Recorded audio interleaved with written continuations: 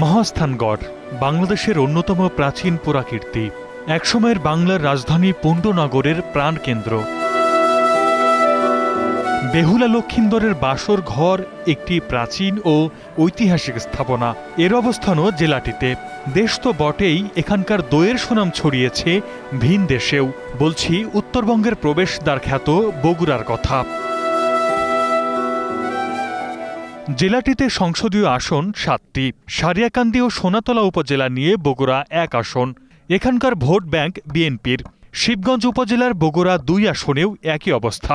আদমদিঘি ও দুপচাচিয়া মিলিয়ে বগুড়া ৩। বগুড়া ৪-এ আছে কাহালু ও নন্দীগ্রাম।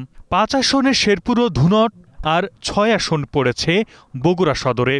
এদিকে গাবতলী ও শাহজাহানপুর নিয়ে ৭ নম্বর আসন। এখান থেকে নির্বাচনে লড়বেন বিএনপির চেয়ারপারসন বেগম খালেদা জিয়া। প্রাচীন নগরী হওয়া সত্ত্বেও জেলাটি রয়েছে নানা সমস্যা। প্রায় ২ যুগ ধরে বন্ধ বগুড়া বিমানবন্দর। একটি স্টেডিয়াম থাকলেও খেলার আয়োজন হয় না বললেই চলে।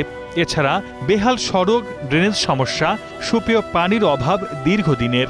ময়লা গলে পরে একবারে আবর্জনা হয়ে আছে, একবারে পানি যেতে পারে না, বর্ষাকালে পানি উঠে জায়গা। আমরা চাচ্ছি যে ভালো উন্নতি হোক, কারণ তো বগুড়াতে অনেকদিন থেকে কোনো উন্নতি হয়নি। যানজটের অবস্থা, রাস্তাঘাটের পাশে অবৈধ দোকানপাট, বেকারত্ব, ছেলেপেলে যারা কর্ম করতে পারে, এরা আমাদের বগুড়া থেকে আমাদের জনগণের দাবি। বগুড়ার অর্থনীতির অন্যতম বড় সম্ভাবনা হালকা প্রকৌশল শিল্প।